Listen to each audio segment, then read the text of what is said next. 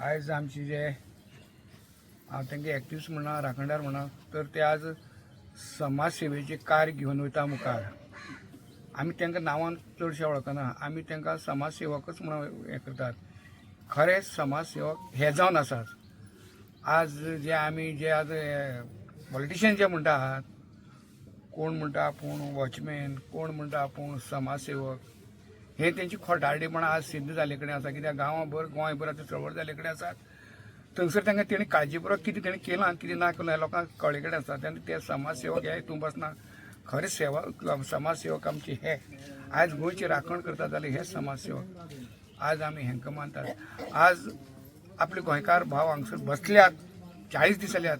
हे काळजीपोटी ते प्रत्येक आज सुरवातेचो आज कितले फावट जाले आमी तांकां मेजूंक शकना. आसात ते मदीं मदीं चालूच आसा, तांकां काळजी आसा.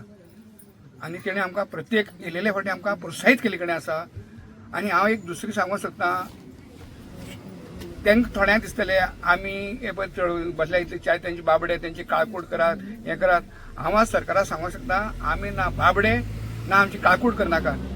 40 दीस न्हू 50-60 कितले दीस तुमची वाट पळोवपाची आसा ती वाट पळयात. आमी तेच तळमळीन तेच जिद्दीन तेच धारेन आमी मुखार वतले. आनी आज सरकाराक सांगूंक सोदतां, तुमी जो आमचो अंत पळोवपाक प्रयत्न करतात, लास्टाक आमी जी आज कांय गोश्टी सोमारांतल्यान फुडल्या आठवड्याच्यान कांय ज्यो आमच्या तकल्यांक घुंवतात गोश्टी तुमकां शरण हाडपाच्यो आनी त्यो गोश्टी केले नंतर शरण येतले तुमी. आज जाहीर करना पूण तुमकां इतलीच कल्पना दिता, आज कितें तरी करूंक सोदता आमी.